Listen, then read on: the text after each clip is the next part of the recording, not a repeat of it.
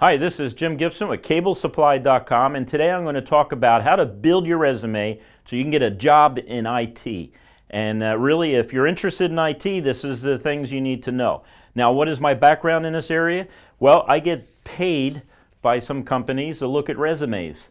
And when I look at resumes, I tell them whether or not they should consider that person for an interview. I tell them the questions they should ask, because a lot of companies, they don't have IT background. So they want to know if they're going to hire an IT guy, what is the background of that person? And should that person, should they consider him for an interview? And some people actually pay me to come into the interview and ask questions and to, go through things. So what should you do? How can you prepare your life so you can be hired as an IT guy? And I want to do this really quick, okay? A lot of people say, well, should I go to college or should I get certifications? You're going to have to decide that for yourself. College is a big investment. Maybe just an AA degree or a bachelor's degree is a big investment. And in reality, when you go into a master's degree, it's going to be more compact for the area, your specialty that you need. But let's say you're not at college yet and you're thinking about going to college for IT. Here's some of my suggestions. First of all, look at the CompTIA, C-O-M-P-T-I-A certifications. And the first one, if you know nothing about IT, should be A+. Study that. That's going to give you a background, and it's going to tell you all about computers, things like that. Then, of course, I'd go on to Network+. And then at Network+, once you get through CompTIA, Network+, and these are pretty good certifications. I didn't think so years ago, but since then I've learned a lot about CompTIA and I'm very impressed with their certifications. I mean, they're not going to be like the stratosphere certifications or your CCIE with Cisco and you know how to do all sorts of wonderful things, but it's a good place to start.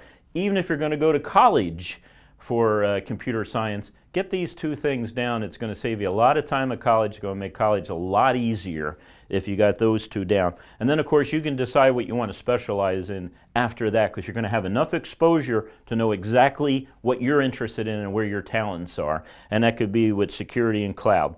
So that's, between college and certs, if you're doing both, that's fantastic. And if you're just starting out, start out with CompTIA.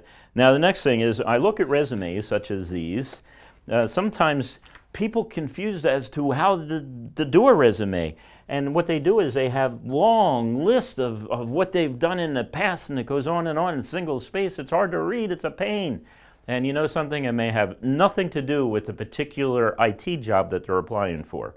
So first of all, at the top they often recommend, to put down your objectives in life. Well, can I be honest with you as an employer? I really don't care about your objectives in life. I care about what you're going to do for me as an employer. I give two hoots about what your desire is to be somewhere 10 years from now. I'm desirous as how much money you're going to make for me today. Now, I also have the philosophy as an employer that I always leave my employees better off when they leave than when they came. Okay, so I always encourage them to do the training. I always encourage them to do those type of things. But if you're going to do a resume, get rid of that, my objective in life, because that's a waste of time. It's not about you. It's about the job you want. It's about your employer. It's about what you're going to do for your employer. So if your employer is looking for an IT guy that can do Microsoft stuff, okay, you should emphasize your Microsoft background. If you have an employer that has an IT person, a Microsoft person, but they don't have someone that can do network, then you should emphasize network. The next thing is list your previous employment, but man, don't go 3 or 4 pages. Sometimes I read these things and it goes 3 or 4 pages. And you know what I'm looking for? I'm looking for, do you have experience in the field? And I'm looking for gaps in your experience, because gaps in your experience means you're hiding something. To me, were you in jail during that time? You spent a year in jail, 2 years in jail? I want to know about those things, okay? So I'm interested in the gaps. And interviews are very fast. It's hard to judge a person's competency in an area. So when you show up, you should show up in a suit and tie. You should look professional, and you should answer questions directly. And if you have a gap in employment, then you should explain it. Like I hired a person one time, they had a 10-year gap, and the lady explained to me that that's when she raised her kids, and that was admirable, that she took the time off to do it. Or it's also admirable for people who work full-time and raise kids. So don't send me the emails about that, please. But it's admirable that that she explained that she had a gap and what the gap was about, okay? So that's the thing I want to look at. Your resume should not go on page after page after page, because no one's going to read it, okay? It should be 1 or 2 pages, should be very brief. Talk about your education, talk about your certs. Now the next thing is I find a lot of people that claim to have CCNA, but when I'm in those interviews and I say, okay, are you certified right now in CCNA? And they said, no, but my boss says I have the equivalent of being Cisco certified network administrator. Well, that's a lie, okay?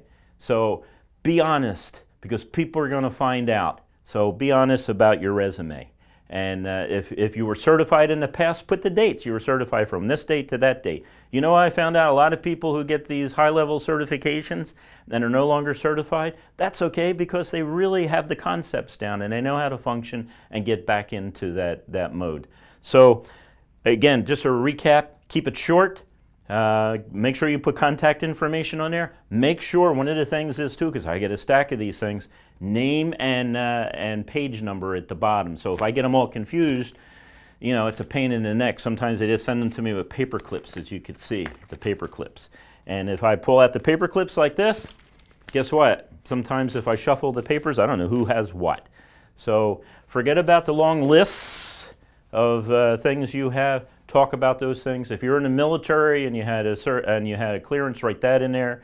You know, but keep it to 2 pages maximum, because if they're interested in you, they're going to come back to you. The second thing is, if they're not only interested in you and coming back to you, but it's usually HR department, and sometimes they don't hire people like me to look through their resumes.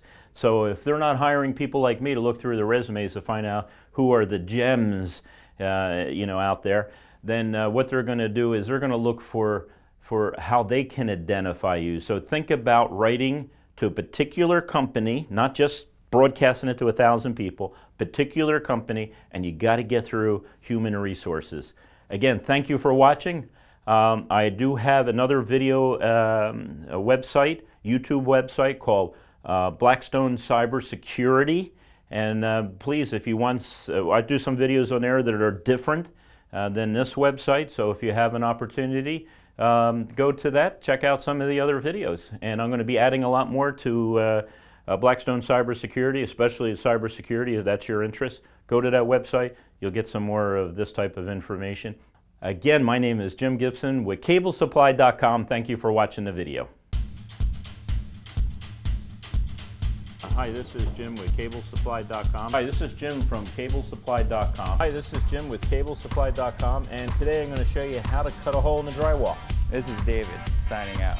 You stay classy, Internet.